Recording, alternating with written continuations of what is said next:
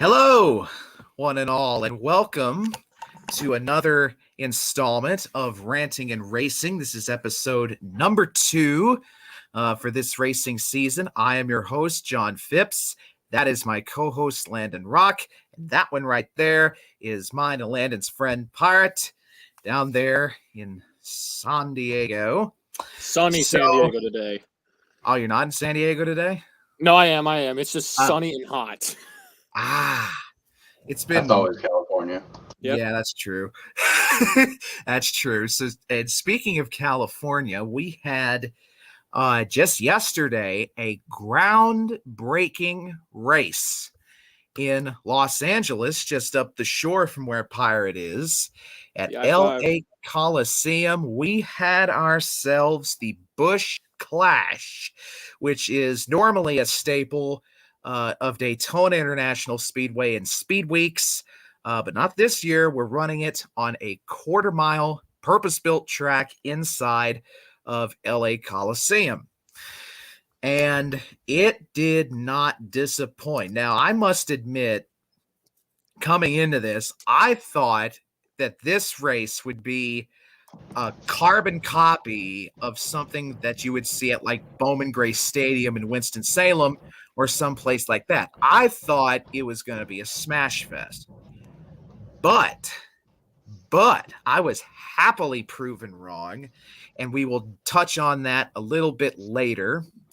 But first, let's start at the top of everything with the practices and the qualifying sessions that went on and the heat races. Now, I did not get a chance to see those. I didn't get a chance to see those. I was busy with other show-related things here in TMN. But thankfully, that one right there bailed me out, I should say. And he took him some fine notes on the practices, qualifying, and the heat races, which wound up getting very spicy in the long run. So walk us through the heats a little bit, Landon. It was kind of cool to see these. They were very short, 25-lap races to determine getting into the main event. It's like the All-Star and the All-Star Open. And true to form, a lot of times the open races are a little more exciting than the main event. Not to get too much in the main event right now, but the heats were pretty exciting, especially a certain number 2 LCQ, which had a lot of wrecks. But overall, it was very fun to see the brand new car and see how much the guys could really lean on each other and not wreck, or not wreck, but not destroy the car. Yeah, unless you're Eric Almirola, and we'll see about that. Yeah, he had a nice wreck. But that was not Almirola's fault. Yeah, leave it to Almirola to almost flip on a quarter-mile racetrack. When he hit the wall, that right front just folded up under it and almost tipped him. Yeah, it dug under into the fender and lifted it up. That got close. Very. So, yeah, it was really fun to see these guys scrap to try and get in there and really lean on each other. And that's the first kind of takeaway I can take from this new car. You can really lean on each other. And unlike last year in the Gen 6, you would have had cut tire, destroyed aero, knocked a fender off, something. These cars are a lot more durable, and it's awesome to see. Also, first feud of 2022, Corey LaJoie and Kevin Harvick in practice of all things. That was fun.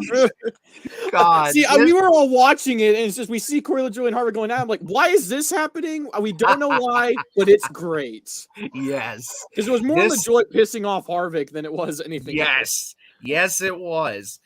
So, also, it was very nice, I thought, to see some new blood up there running at the front and contend of Tyler Reddick. Yes, Tyler Reddick. Justin Haley, though. I think Justin Haley might have improved more than Tyler Reddick did. Yeah, Haley was right up there in the mix all through his heat and really all through the main clash. It was good to see him up there. It was good to see Tyler Reddick take a step up. And Daniel Suarez. What'd you say? Daniel Suarez. Yes, Suarez was up there a lot. Even the Rick Ware cars were up there. Yeah, we gotta mention the Ware cars. Ryan Preece technically getting a win in the 15. We now live in a realm where a Rick Ware racing car has won a race. And that's not the only thing. Cody Ware almost got into the main himself as well. Cody was up there the whole time. Cody was up there the whole time. Landon Castle was flying up through there. When he wasn't getting wrecked. Yeah. Though I have to say, I think the star of his respective heat, and especially the LCQ he was in, was Ty Dillon.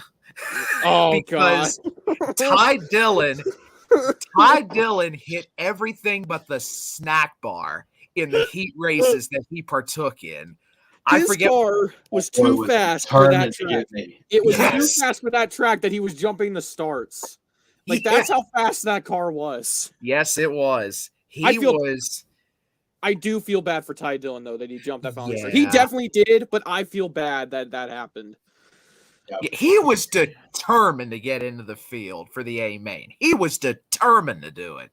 And he's just one thing I want to mention that I did write down that I have dearly missed in practice. You could see it, and if you recall old Martinsville races, when they got off that turn and smashed, that back end lifted up, and when they hit that brake, it slammed the ground. That splitter slammed the ground. Yes, it's such a small detail, but I miss it, and it's so happy it's back.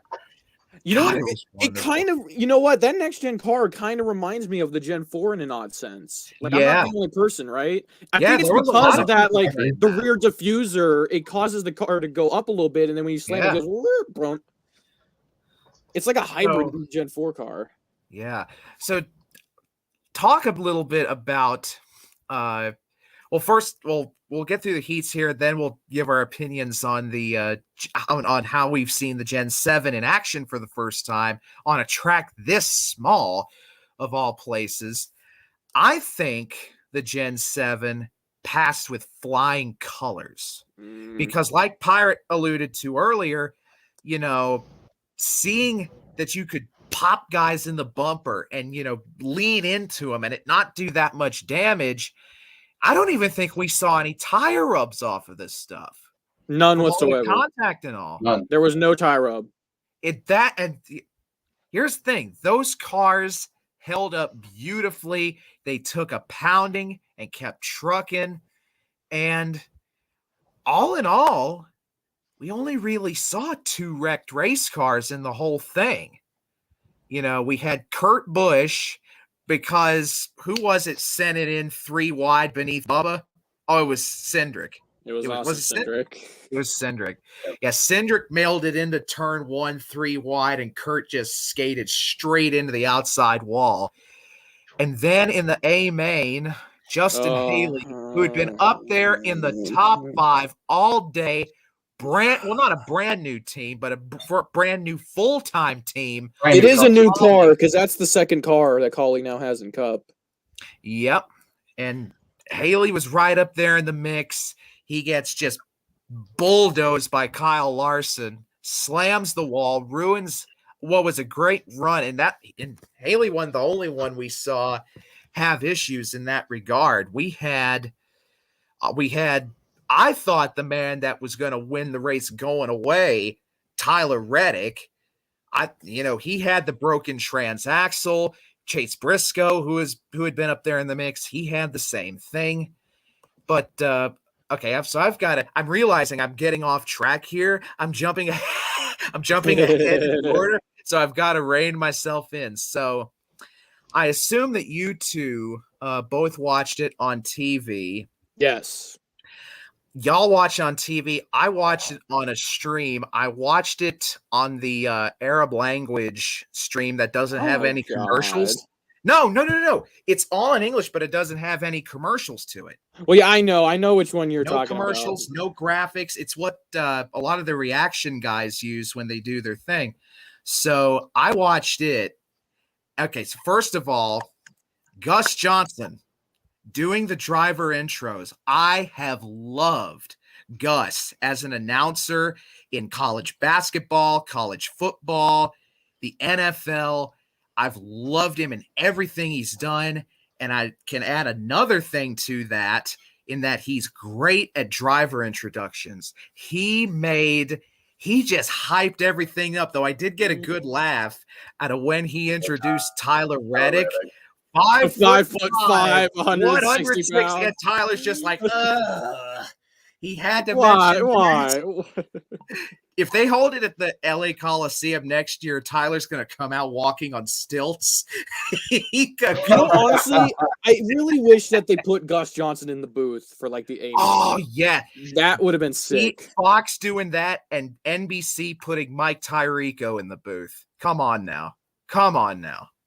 That would be awesome. I do want to go back to the heats and LCQ for a second. There was one driver that no one was talking about, but he undoubtedly was the biggest disappointment of the weekend. It was Brad Keselowski. Yes. I thought that he was going to be one of the main candidates to make the main. That car was slower than any of the Fords out there. It was slower than Buescher even. Yeah, so that's like a problem that they need to fix. The Rick Ware cars were hanging 2 3/10 of a second on him. Now, I get, it's Roush.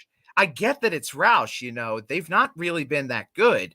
But I thought Brad coming in would have gave this team a shot in the arm. Of course, it's still early in the season. It is still early. It's still very early in the season. We've not even had a points-paying race yet. And the last person to be a driver and to become an owner, like, within a year was Tony Stewart. Yeah. And the first track that he did was Daytona, so you're obviously going to have a good finish if you keep the car clean. This is the Coliseum. So, and Brad struggled at it. So hopefully Daytona can be like a stepping stone on how Brad can be like a good fit for the six. I think Brad will come around for Daytona just because of Roush's track record there the last few years there and Talladega, and the fact that Brad, even though he always winds up causing the crash, the big one, he's always up there for Daytona and Talladega. So we'll have to wait and see how everything plays out with Keselowski. But I think he'll come around. I think he'll come around too. So as I said, I was watching a stream of the race that was commercial free. So it was like a raw satellite feed. It was like the raw satellite feed races of the 90s.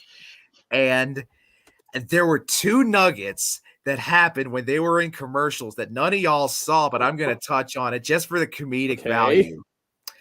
Number 1, Clint Boyer openly admitting in the booth that he had been drinking since noon that day, West Coast time, in the booth. Or not in the, but he wasn't drink. He didn't have a martini in the booth, but he was oiled up for the race. He was good to go. I wonder if Blake Shelton gave him that. Yeah. By the way, I have to say another thing on that. Why does Blake Shelton look like somebody's drunkle? Because he is. He is. Yeah. He looks like if they made like a live action remake of King of the Hill, Blake Shelton would be perfect in it. A good shout. God, he's just. Come here, I'm gonna kick your ass. He fits the part perfectly. He fits it perfectly. So there was Boyer openly admitting he had been drinking since noon that day at LA, and then Tony Stewart in the booth about to die. He was on open mic going, God damn, I'm about to die in here. I'm about to burn up. Of course, to be fair, this man probably almost died walking up the store. I don't know if there weren't that many stairs leading up to it, the elevator, whatever it is, but still. It is the Coliseum, but it did get recently renovated. That and Stewart probably weighs as much as I do, which ain't good. So, oh boy, he went back on them soda cookies hard. So another thing of comedic value that you didn't see because you didn't see a stream with commercials. Oh boy. Ryan Blaney and Joey Logano did an Advanced Auto Parts / Shell commercial. Oh, wow. Did you know you can save at the pump? It's literally already a meme, and it's funny. I saved at the pump. I love it. It's so good. I literally watched that commercial, and I'm like, the guys I wasn't in VC when it happened because I was watching it in the other room. I can literally imagine Laney going, "I saved at the pump." I was laughing my ass off. That was funny. There was the one with Tony Stewart and Chase Briscoe where Tony dumped all his trophies on Chase. And they were on that was a good one too. Chase started looking through him, looking for the Indy Roval trophy that he got robbed out of last year. But that's another kettle of fish for another time. So my notes also say that so we've covered Gus Johnson, we've covered It's Hot in Here. And this is one of the biggest takeaways for me. I think seeing that big a crowd in a market like that for a race like this, I think NASCAR has struck gold. Oh, they did more than just that. This was brilliant because when I was watching it, the atmosphere was like nothing I've seen in NASCAR in years. Just a party. And I know it's because Pitbull and Ice Cube were performing, which did great, by the way. I did not expect them to do so well. Oh, God, they both were awesome. There was that whole USC Trojan section over there where all like the college kids were partying, and I'm like, they were going hard. They were going hard. Yeah. Oh, I was wondering what that was. I didn't. It was the Trojan section. Wow, that is great. That is great. And there was this like big muscular dude just doing this during like yeah.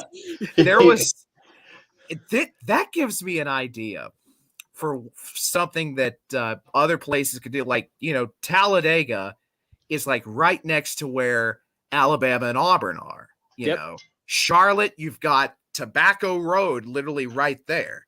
Why not have that be like some kind of an incentive, to get a younger crowd in there? I just had a bad idea. Oh, what is it? Say it. Obviously, okay.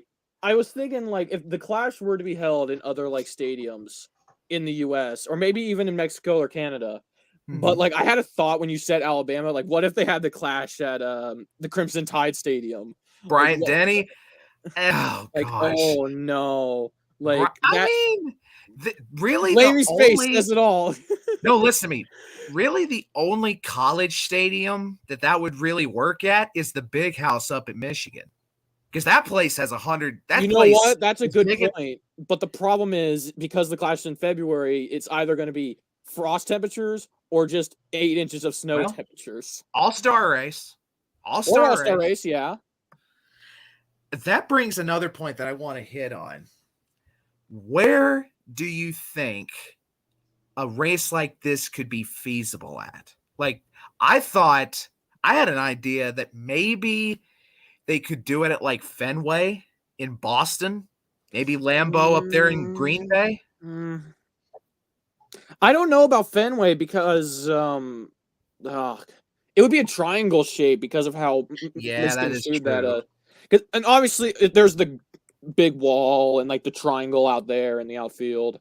But like, where would be good for a race like LA Coliseum? Soldier Field, Chicago. Because everybody knows it. Yes. Everybody and they did race in Soldier Field like in the past. Yeah, in the 40s and 50s. It was one of the most popular tracks in America. The one inside of Soldier Field.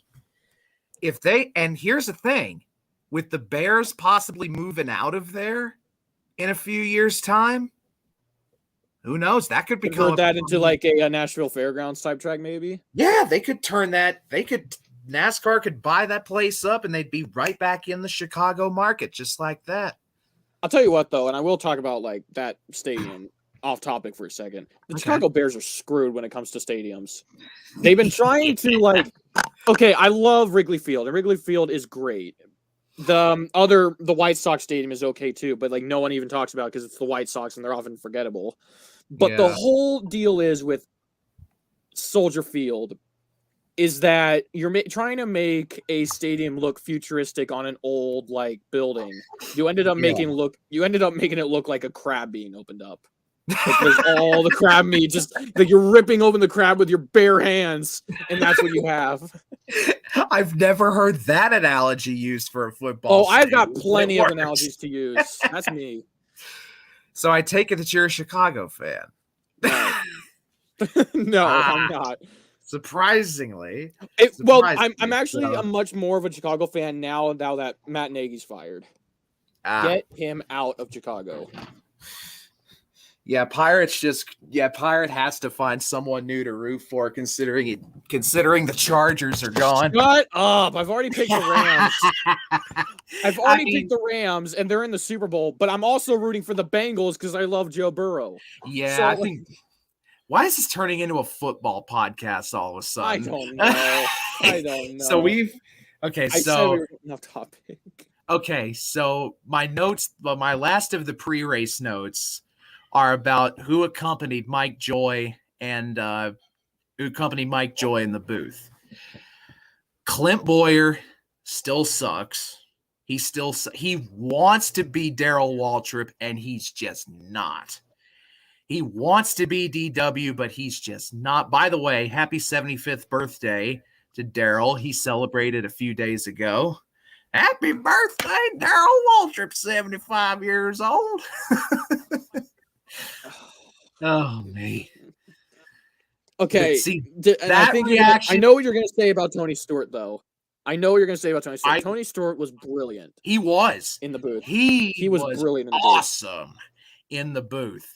It was like hearing Stewart doing his thing in the booth just makes me wish that he had gotten in the booth like 4 or 5 years earlier. Yes. Like he is so good in the booth. Like he doesn't sound forced. He had good insight. He could crack a joke when he had to. And I think he and Mike Joy really had good chemistry in the booth. And those two together, I think really, I won't say drowned out Clint Boyer, because you can't drown out Clint Boyer. But especially when he had a couple of drinks. Oh, God. How much you want to bet before this season's over that Clint Boyer shows up to a race fully nude?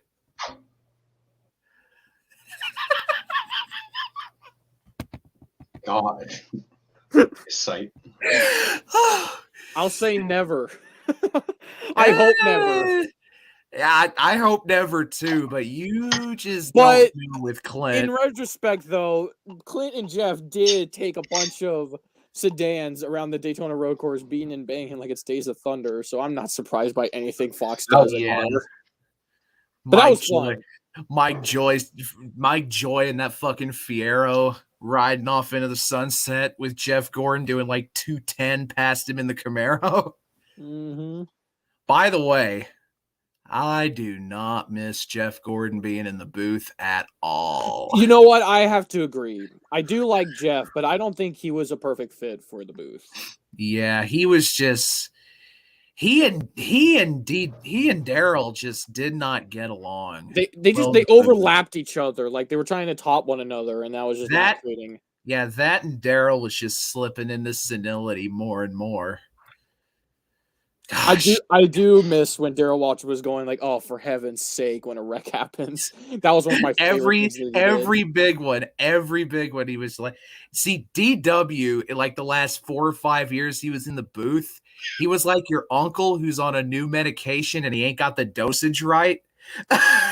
Oh, that's just poor Darrell. Yeah, but hey, Darrell said it himself. He made more money in the booth than he ever did driving a race car.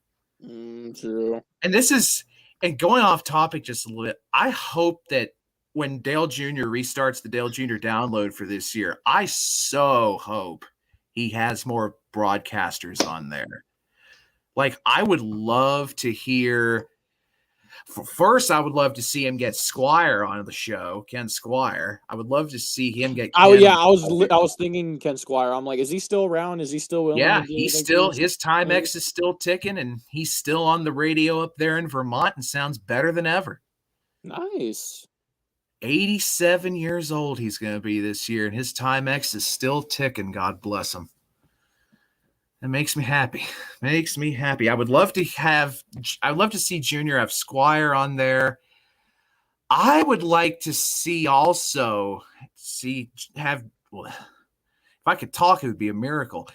I would love to see Junior have some of those people that made those broadcasts, that were responsible for those broadcasts early in the 80s and 90s, like for CBS, ESPN, on down the way. So we'll cross our fingers, toes, and eyes that comes to be. So now we will move from the pre-race of the Clash to the main event, or rather the first half of the main event, the first 75 laps.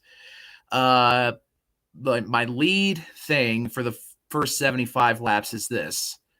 Tyler Reddick looks strong as fuck, but still snake bit.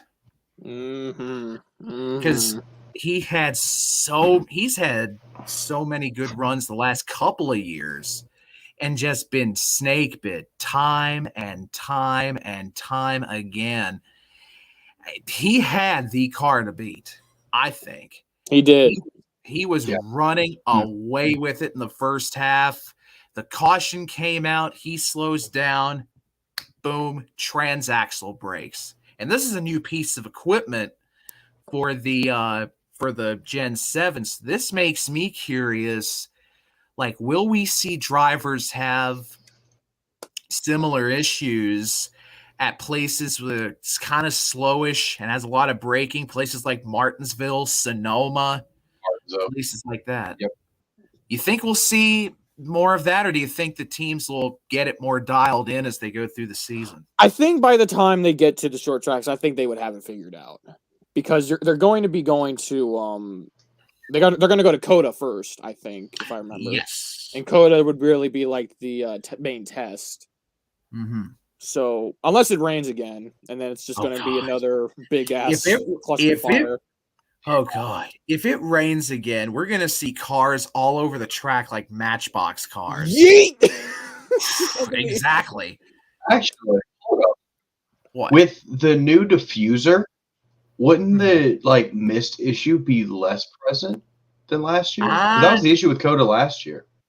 I don't know. It's the wheel, it's the tires that makes up that spray. Yeah.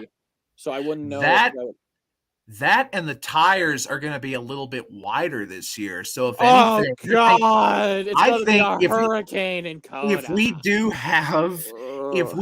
have a rain race, oh my, we're going to see rooster tails 7 feet tall. They're going to look like hydroplane boats going down the backstretch of Coda. Hey, we're racing at Lake Lloyd now. Oh gosh! But didn't they repave that part of the track, where it's not that anymore? Did, and didn't they move the guardrails back some? Well, yeah, Cole Custer helped, come up with that idea. He did. So we've touched on this already. The next gen handling beautifully, as we said earlier. The Gen 7 passes with flying colors. Held up, handled well, and it kind of surprised me to see how quick those things stopped once one of them got turned around. Because we saw it in the last chance race with Burton and with Briscoe, not Briscoe, but Cindric. How when they got turned around, those things just stopped like they hit a brick wall. So that was a bit encouraging to see. I mentioned how the first half of the race was very clean, despite from Joey Logano sending it in on Kyle Busch just before the end of the first half. Oh, me. And then the next note. Joey doing Joey things. Speaking of Joey, the very next note I have for the first half is I suck at picking winners, because if you recall in last week's episode, I picked Ricky Stenhouse to win. That one there picked Joey Logano. He wound up winning. My pick was lapped down for 3/4 of the race. Though Stenhouse did ultimately Joe. Though Stenhouse did wind up making up his 2 laps and got, I think, 12th, maybe 13th out of it. But, yeah, I thought Stenhouse is going to be a lot more aggressive than what he was. And then, as we touched on a little bit earlier, the transaxle problems, which took Reddick out of the event and also took another person who could have won it, Chase Briscoe, took him out of the event as well.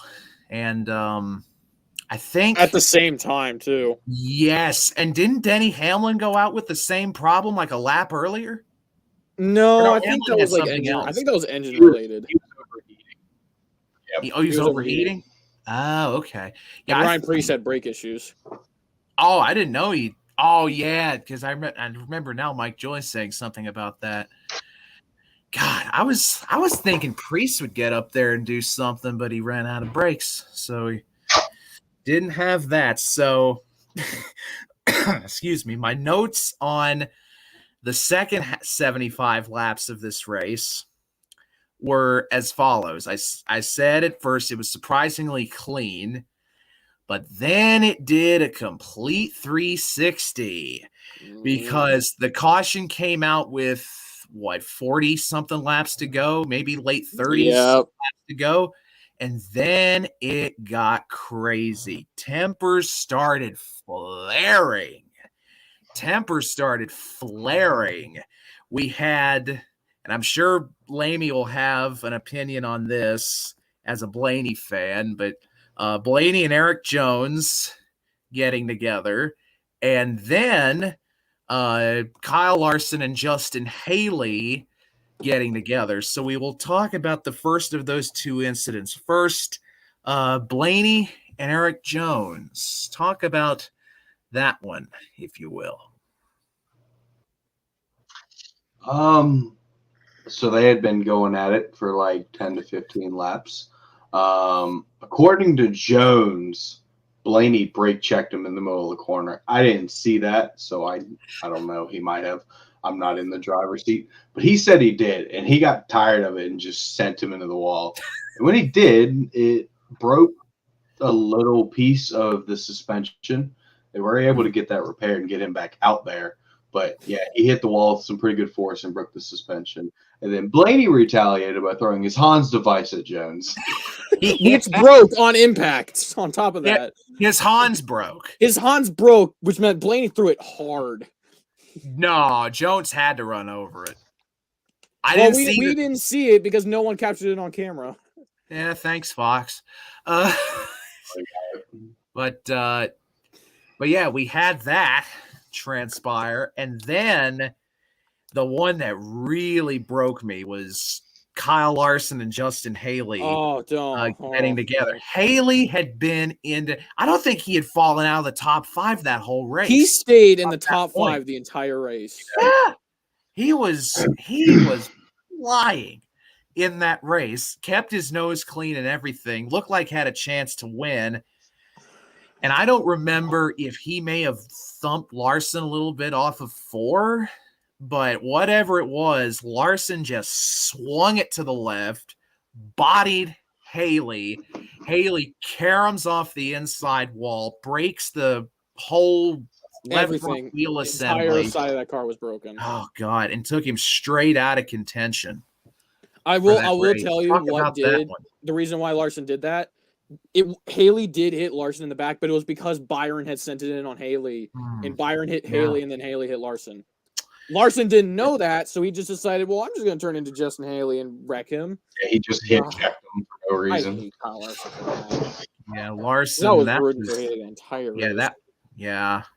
Once it seemed like every driver I rooted for had issues. Stenhouse never showed up. Transaxle breaks on Reddick. Haley gets bodied by Larson and goes into the wall. Oh, but it's just one of those things. Like I say, Jinx. Yeah, I'm starting to second guess this picking thing that me and Landon's going to do over the course of the season, because I might be out a bunch of money sending him to a race of his choice, and then we get to the end of it. It comes down to Joey Logano, and Kyle Busch. Kyle had several good opportunities to get by him, but I noticed that he kept boiling the tires. He kept locking up his brakes, especially going into 3. And it seemed like every time he did that, he would just lose his momentum every time, which was a little bit sad because I so wanted last lap shenanigans between he and Busch.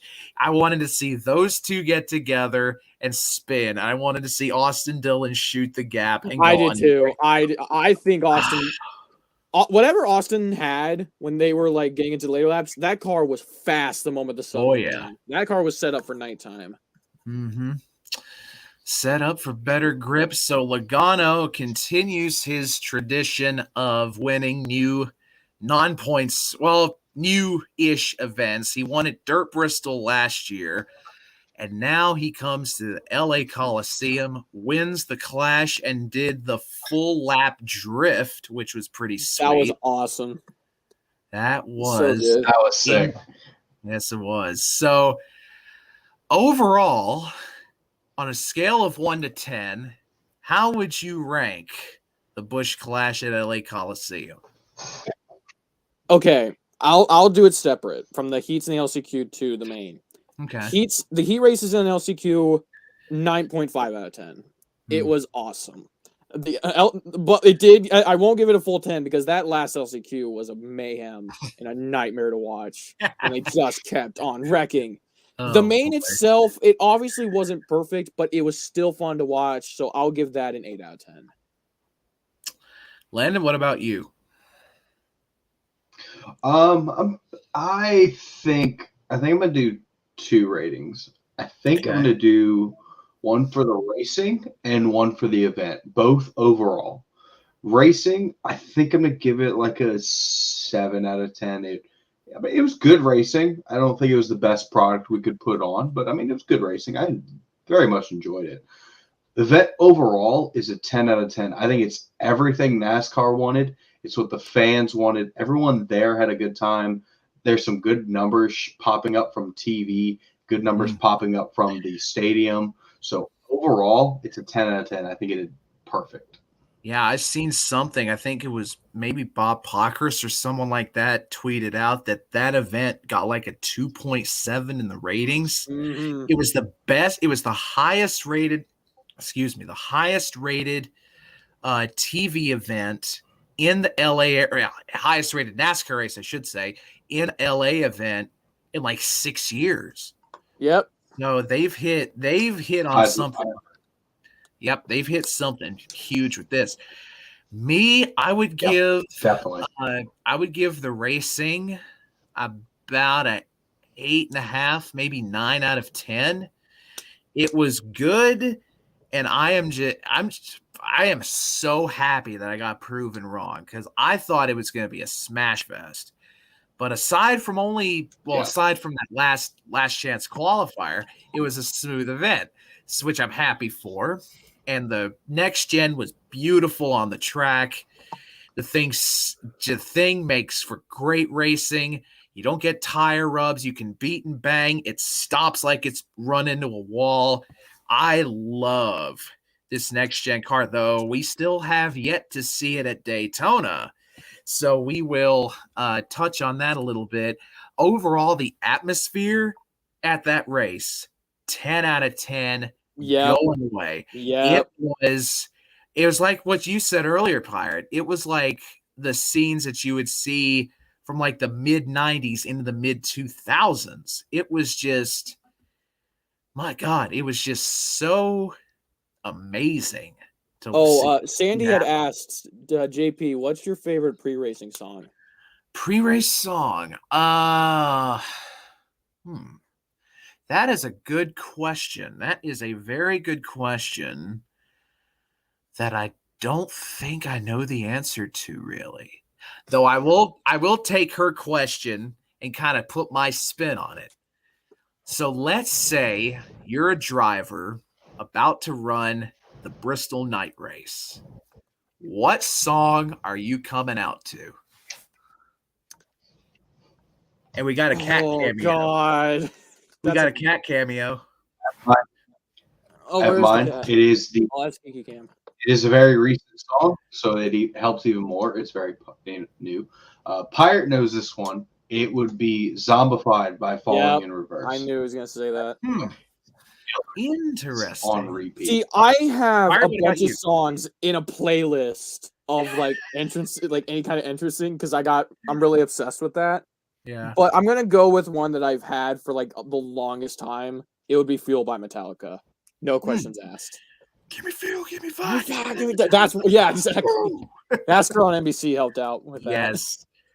God, if I had $100 for every time I've heard that song when I was a kid, I would be filthy rich. But see, though, that would be an answer if I was still younger. But nowadays, I think it would be. Oh God. Drones by Rise Against. Do you know that one? I don't think I do. It's a really underrated song. It's worth a listen to. Yeah, it is.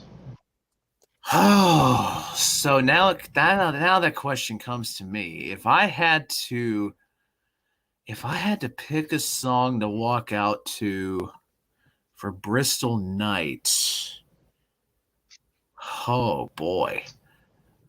I'm trying to think here. I'm trying to think of a good one.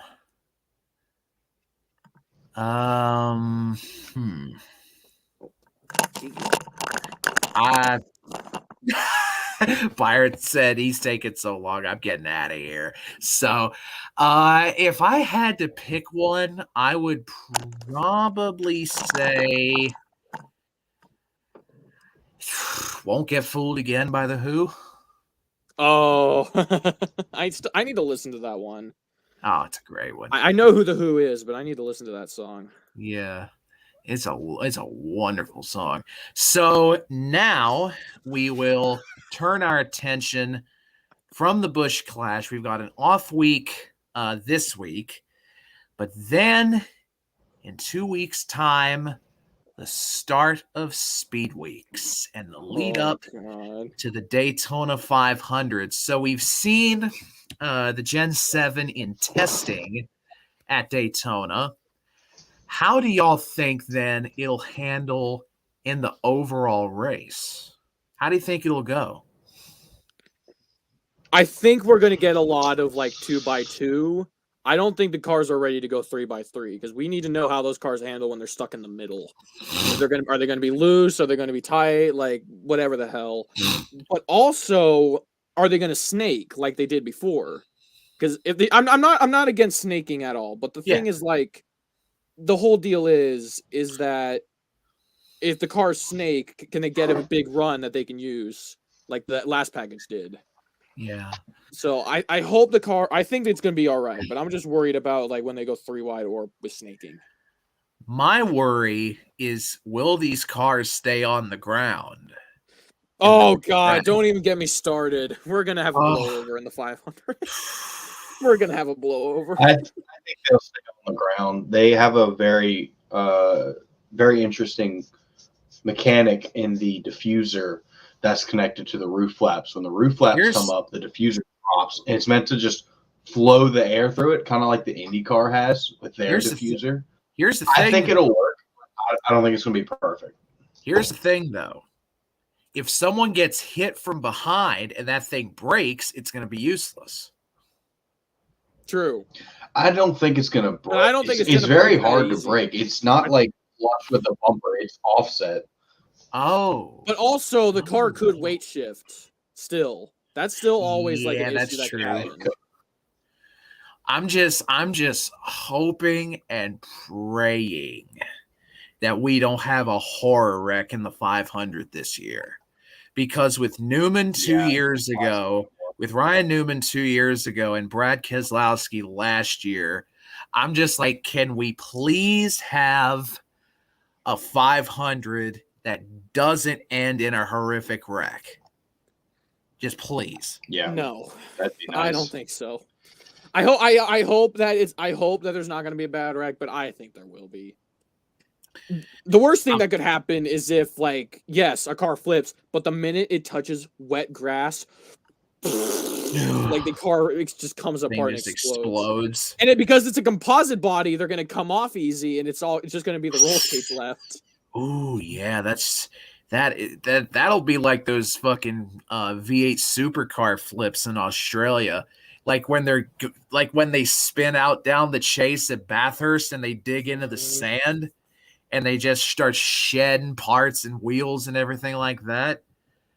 Oh boy. Though, okay, so we've got our concerns about the car out there. So who do you think? I'm not going to say who picks. I'm not going to ask who you think will win the 500. We'll save that for next week or in 2 weeks episodes. But who do you think will step up? Who do you think will be the top runners at Daytona? And who do you think might surprise some people at Daytona? The Rick Ware cars. Now, is Priest confirmed? Is Priest confirmed to run the 15? No, it's going to be David Reagan. Oh, Reagan in the 15? Yes. Ooh, they didn't do a third car this year for front row, so David's going to be in the Rick Ware car. That could be interesting. But in a serious answer, aside from Rick Ware, Spire, I think, is going to be insane at Daytona. Yes. Because if Corey LaJoie was able to do what he did in the July race with the old car, I cannot wait to see what he'll do in the next gen car. LaJoie was second with a half a lap to go. And then Kevin Harvick happened. Coincidentally, Kevin Harvick happened. Harvick and Swar. I still don't know how Bubba Wallace got through that crash. He was right in the heart of that thing, and he came out Bubba third Wallace without a is scratch. Undoubtedly the best wreck avoider I think we've seen in years. Oh, hell yeah. He's the best. He's a good wreck avoider, but here's the thing about Daytona and Talladega. He usually winds up being the wreck. Because we've seen how his that's luck true. has been. He has been involved in a lot of big ones. Yeah. So, and I think I can count at least 3 that he's been in as of late in the Cup Series. So who do you think will be the top cats at Daytona this year? Colleague. Yes, a colleague, I think.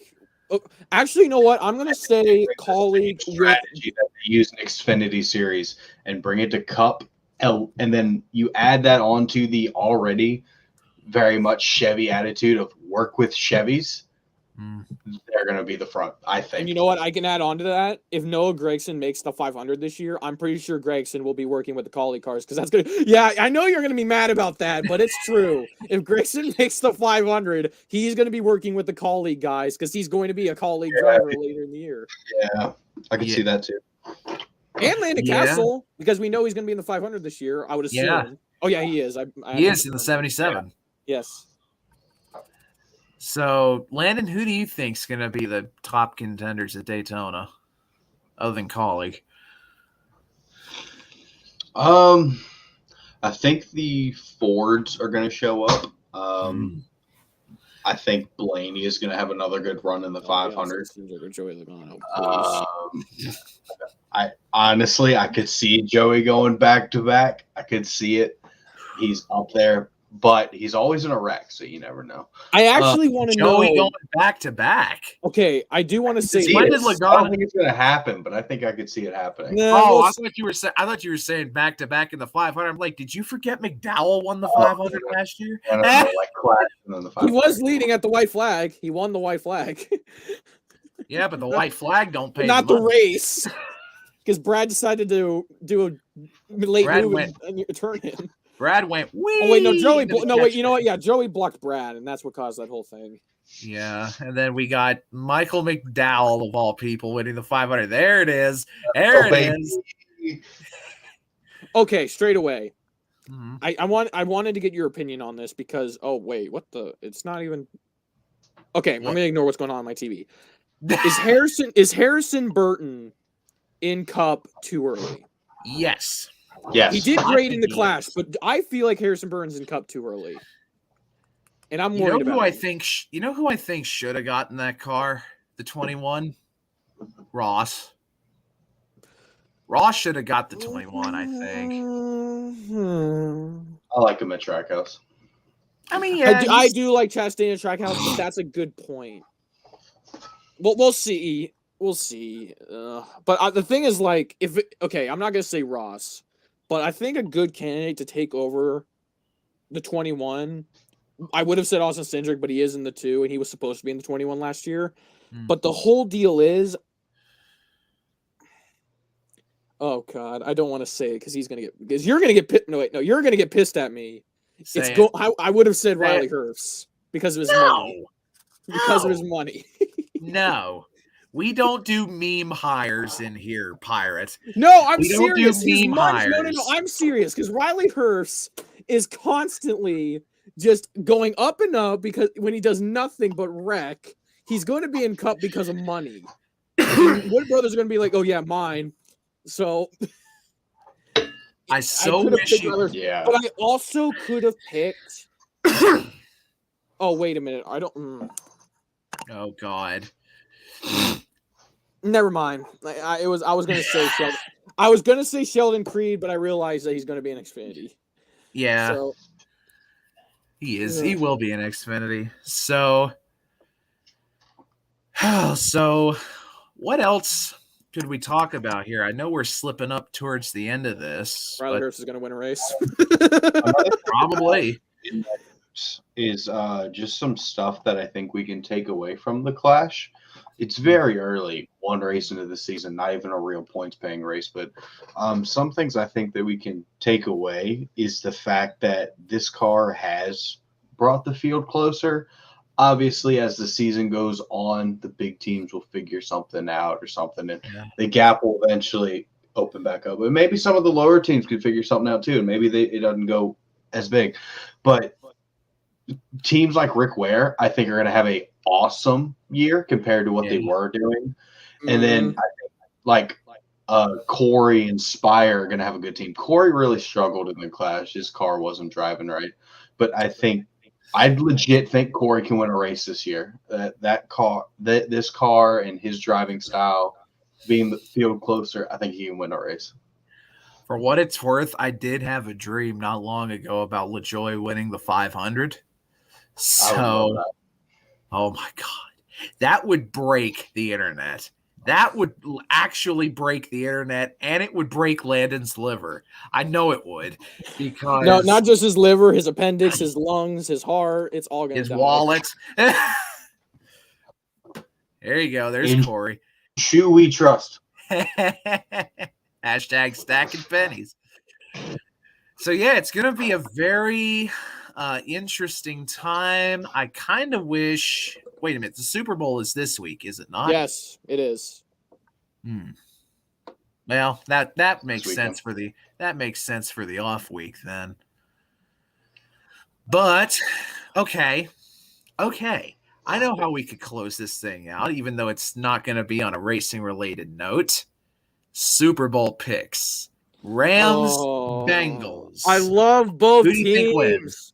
I love both teams. I picked the Rams to root for when the Chargers left. And then I love Joe Burrow and Joe Mixon and Jamar Chase and CJ Uzomah and all the other players on the Bengals. Oh, God. I'll pick Rams because Joe Burrow is still young and he's going to win a Super Bowl in his future. I will bet on it. So I'll pick Rams, and I want to see Matthew Stafford get a ring finally. Landon, what about you? I'm going Bengals. I think Joe Burrow's unstoppable. It's Joe Burrow. I know it's Joe Burrow. I can't fault you. He's on another level right now. Yeah. Okay, so for me, I'm kind of torn because on one hand, I want to see Matthew Stafford get a ring, and I want to see one of the best Bulldogs of all time get his due. Matthew Stafford did go to Georgia. He lit Athens up when he was there. But at the same time, I've loved Joe Burrow. He's my favorite non-Georgia college football player of all time. And to see him get healthy and be doing good in the NFL now really, really makes me happy. Really makes me happy. So, oh God, I'm so torn. I want to see. It's such a hard Super Bowl to pick. I want to see. Because if the Patriots and the Chiefs were in it would be an easy pick to pick, not them. Like I said, that's the thing. I want Stafford to do it because I'm a huge Georgia fan. But at the same time, I want to see Burrow get a ring young because I think he'll win multiple Super Bowls when he really gets cranking. God, that and the Bengals have struggled for so long. The Bengals have struggled for so long, and now they're finally good. Oh man, there's no way I can. Oh my God. See, this is why I wish ties were still their ties are still possible in football, but not in the Super Bowl. I was gonna say it'd be a cold day in hell before the Super Bowl ended in a tie. Oh gosh, this is tough. Give me. I think I'm gonna have to go with what Pirates said. Burrow's gonna win a lot in his time. Let the Rams have this one, just so Georgia can have another Super Bowl champion player come out of it. And it's not just Stafford, too. It's also like Andrew Whitworth has been playing for like 20 years, and he could finally get a Super Bowl. Eric Weddle, who came out of retirement, and he's the pride of San Diego, he could win a ring. And Odell Beckham could win a ring. And and Aaron Donald can win a ring, and Von Miller can win another ring. Yep. Oh, God. Whoever wins this Super Bowl, I'm not going to be mad about it. Exactly. I have to agree on that. Because, hell, even if Stafford doesn't haul off and win it, Burrow will finally get his after all the hell he's been through, after all the hell that Cincinnati has been through. It's just going to be a great story either way. So, ladies and gentlemen, thank you, one and all, for coming out and showing love as we finally get into motion with Ranting and Racing. And thanks to Landon for coming aboard, co-hosting this deal. And thanks again to Pirate for jumping on here, being our guest for this week. And thank you again to all of you who will listen and watch this over the coming week. And we will be back next Monday with another installment of this. And next week's show will be completely dedicated to our Daytona predictions, considering that will be Speedweeks coming down the pike, and we'll make our predictions. And you might even hear some Super Bowl talk and see who, if any of us, whiffed on our predictions. If I'm here next week, it's going to be a party. You just wait. So far, let's make it he's gonna have a bottle of Ciroc in one hand and a cigar in the other. So, ladies and gentlemen, see y'all next week. See y'all next week. Thanks for watching and listening. Have a great rest of your night, one and all. Take care. Much love. And may God richly bless you all.